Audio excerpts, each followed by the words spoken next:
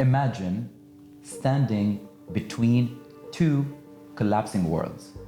One side, the Turkish government, furious and suspicious. The other side, the United States, cautious and watching. And you are the bridge, built only of words. One wrong sentence, and it all falls.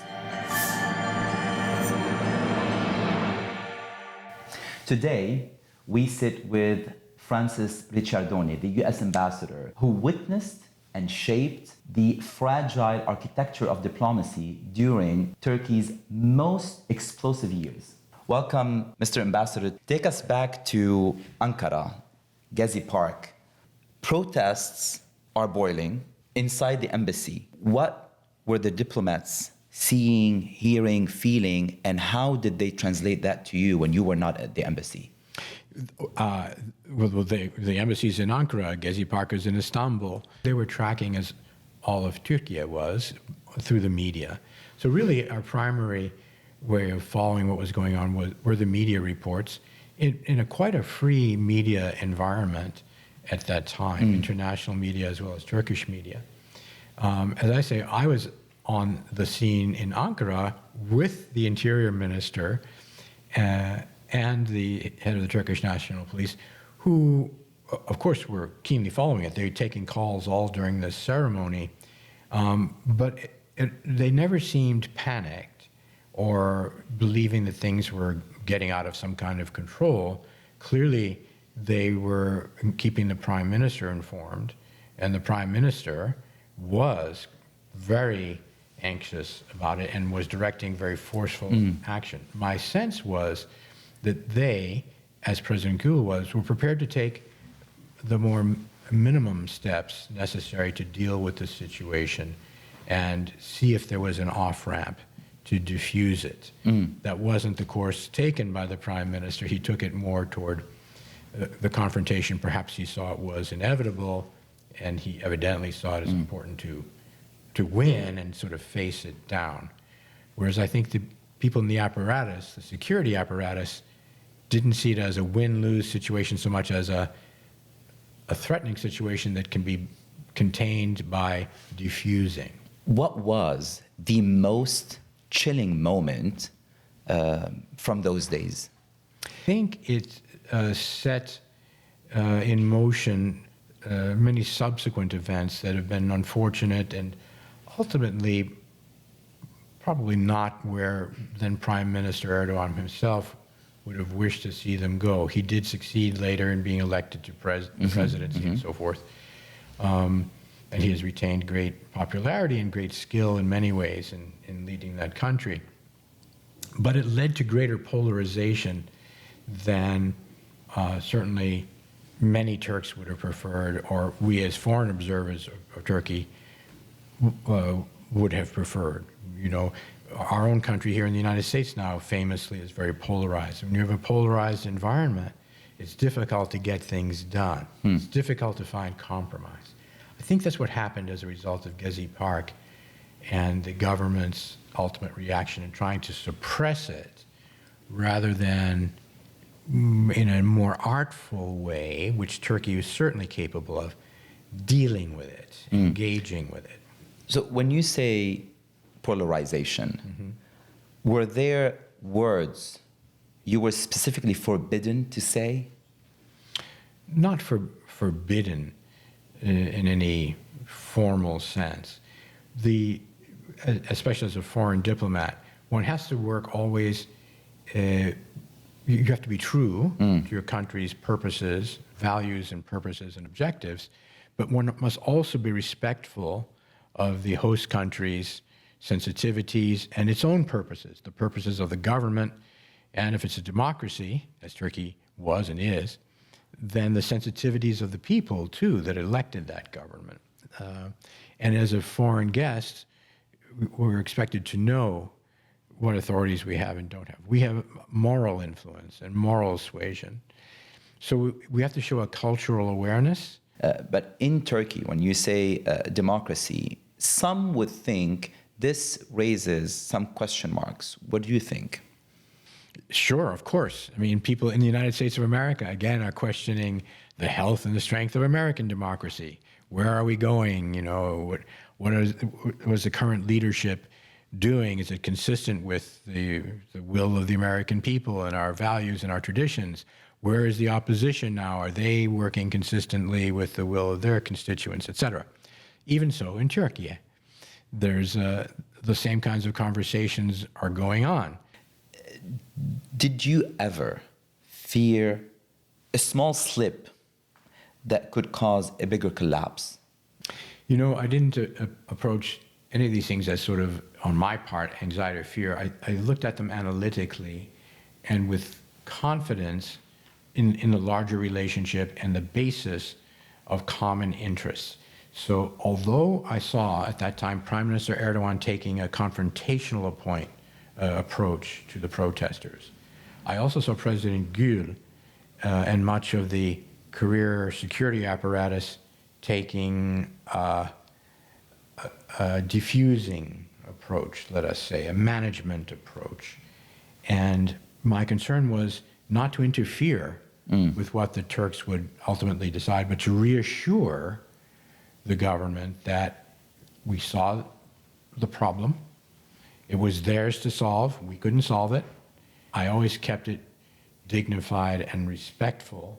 That's not the same as saying nothing, you know, or staying completely out of it, because as the American ambassador, one couldn't. People want to know what the United States is thinking. Freedom of expression and assembly are fundamental rights in democracy. When you said those words, were you signaling, warning, or just stating the obvious? I was in citing, if you're referring to the speech I made, for example, at the July 4th reception there, I worked hard to find responsible figures that I could quote from history so that I could make clear I would speak to historical values shared by both countries. And so I found appropriate quotes from Mustafa Kemal Atatürk, universally respected as the father of his country, of the modern Turkish Republic, as well as John F. Kennedy. And John F. Kennedy, of course, is one of the most admired of American presidents, both of whom spoke to not this particular situation, but the larger context of freedom, democracy, the aspirations of the peoples. Atatürk speaking of the Turks, Kennedy of the Americans. So you kind of did a merge. You were a bridge. I tried to show what we have in common. But this is a skill. Share. This is a skill for a diplomat to merge and be a bridge. Do you think that this is innate within you, or definitely working in the diplomacy field for so long, you were taught this? It was a teachable skill. It is teachable, and so much of a rich and rewarding life is learning, you know, every day. Even at this stage of life, I enjoy learning new things or about old things in a new way.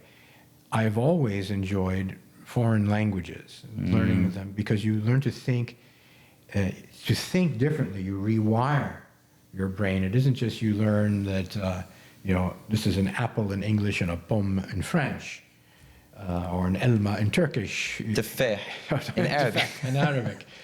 That's true, but yes, that is true. You learn the words and you learn how to write them in different scripts, but you actually reorder the way the words work.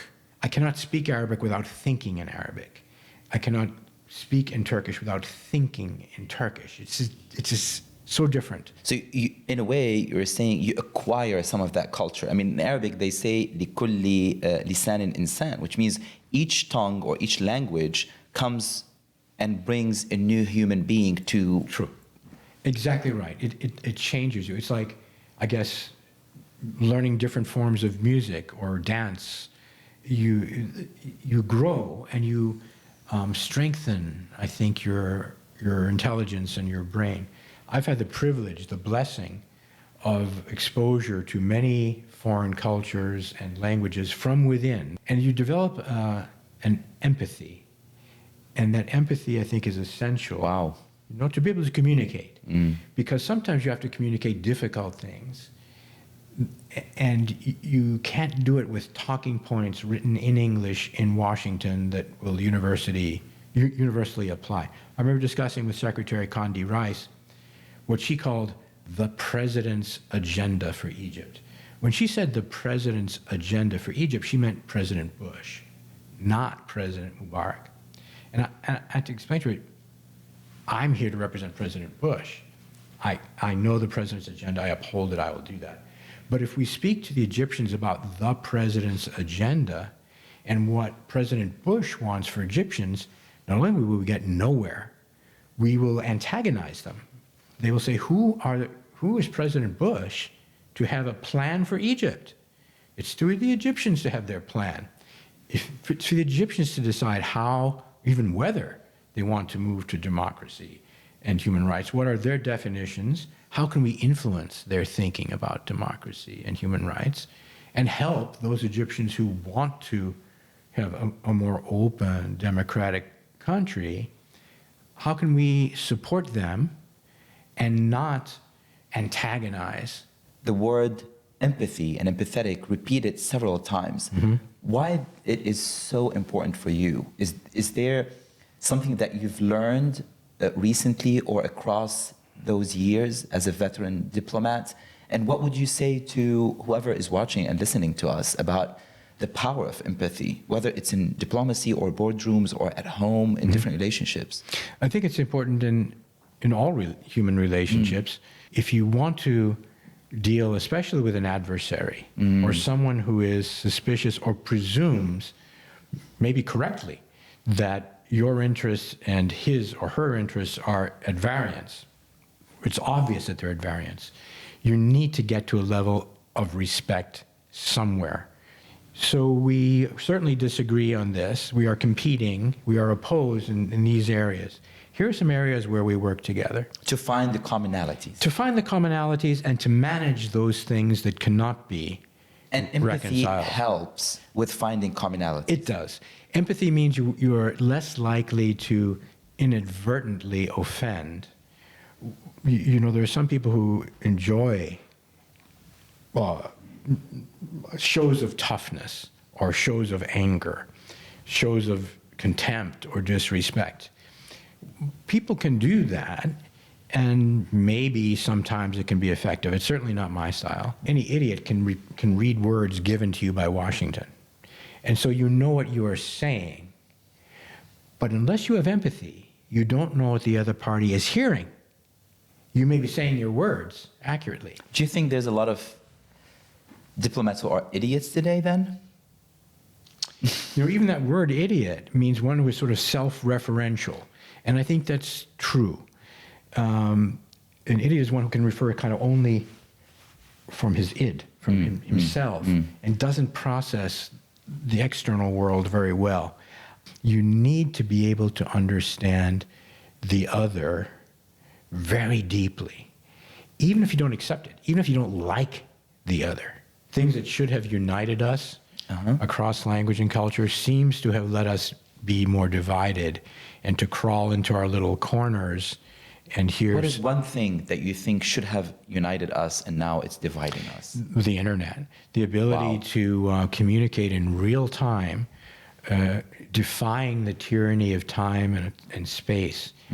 But at the same time, demagogues and promoters of otherization, of anger, of feelings of victimhood, of simplistic explanations of conflict, they have free reign on the internet too. If you close your eyes and go back to the headlines accusing you of conspiracy, in that moment, did you feel abandoned by DC or supported?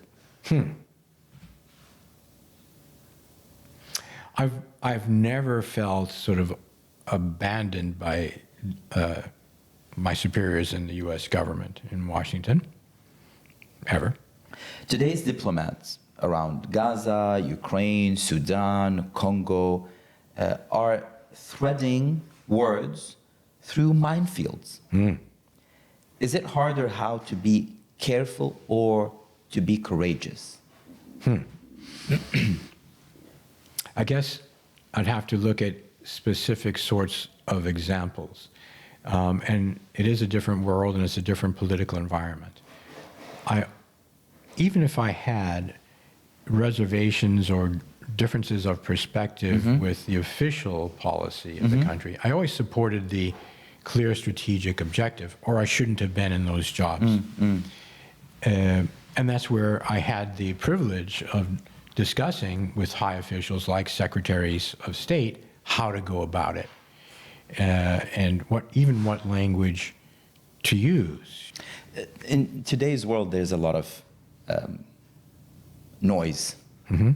Have we lost the art of strategic silence in diplomacy?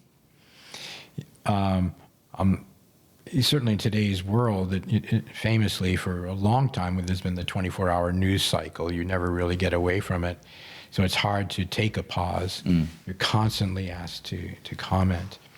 I fear that with the evolution of social media, shorter and shorter microbursts with less and less thought given to them, audiences have come to demand it or be used to it, maybe also numbed by it at the same time. Since we're talking about training, if you would be training young diplomats today, what would be the communication mistake you'd warn them about? Take what comes from Washington, understand the intent, and it may be perfect. It's possible. But in Washington, they are depending on you to know your audience, know your context, know the moment, know the media you're speaking with. Is it a hostile interviewer? Is it a supportive interviewer? How are they going to try to distort those lines from Washington or make them mean something other than what Washington really does mean and is trying to do, or give a result that is the opposite? In all your years of service, what is one word or one phrase that changed everything? A coup in the Philippines when I was there. A coup attempt. It was almost a Hollywood farce. It was, I mean, coups are grave, but it was silly. It was stupid. It was Poorly executed? Oh, it was just silly. It was a young officer, a young male, of course, who imagined himself in some kind of heroic role, and he barricaded his company, you know, whatever it was, 100 or 300 men or something, in a hotel. I'm advising President Arroyo to be cool and just call that boy's mother and have the mother go in and pull him out by his ear. I said, you, President Arroyo, have all the cards in your hands. This boy has nowhere to go. He's a boy. And he's there in his uniform, and he thinks he's a tough guy. And your head of your Marines has tanks outside the hotel, and all the cameras are on the tanks. And I understand that many of your close advisors are saying those tanks should move in and blow up the hotel and take him out by force. I beg you, Madam President, don't do that. You don't need to do that. Think what the results will be. She told me later, again, I think she wouldn't mind my sharing this confidence because she shared it with others. Even her husband was saying, you've got to be tough and show these boys. And I said, no, you need to be that boy's mother. And shame him and help him understand he has nowhere to go. No food to eat. Turn off the lights, turn off the electricity, turn off the water, and those boys will come out because they'll be hungry. Yeah. And don't bring down the hotels, because if you do it that way, it'll go away and nobody will hear this again, and the headlines will be gone. If you blow up a hotel in downtown Philippines, first of all, many Filipinos will be sympathetic to that young man and his unit. They'll all be dead. It'll be painful, and who knows what that will unleash. She stood down, and what do you know? That young captain surrendered. No blood was shed. I mean, when you say one word, it was basically that. Or phrase. It was basically one short phrase. Don't do it. Don't blow up the hotel. And then publicly, when I was asked to comment on it, the kinds of things I was saying is, this is a critical situation. We support the president. We're sure President Arroyo, we're in touch with the president. The United States is standing behind to support the Philippines. We don't have this is an internal affair of the Philippines. Don't blow the hotel was the phrase that changed everything. And it played a huge role in your, as a diplomat, as an ambassador, or as in diplomacy. Later, when President Arroyo visited with President Bush, she told that same story, and she said, your ambassador here persuaded me not to blow up the hotel. My husband was telling me to do it, and I listened to your ambassador, and the result was good. If you could retire one overused word in the modern diplomacy, what would it be? I wouldn't retire them because you need them. I haven't thought of good substitutes, but words have been abused. Words like democracy, human rights have been abused, and so that they've lost a lot of their high meaning. Overused and just misused and distorted and twisted. Those are the ones I've had the most trouble with. I mean, now when when an American says that, people roll their eyes. I don't know, I'd have to go back, and that's a tough question. One overused word. Maybe red line would be it. That would be it. I mean, red line. Red line. Because when people impose red lines, you set up an impossible situation, a situation that's difficult to resolve. Obama used this with a red line with Assad, the father, using gas against his people, poison gas, and then he sort of didn't live up to it. When you use the word red line, you set up a trap really for yourself. Thank you, Mr. Ambassador. And we believe that words aren't just background noise. They are battlegrounds. And we think that diplomats and human beings should choose them with care, or history will choose them for you.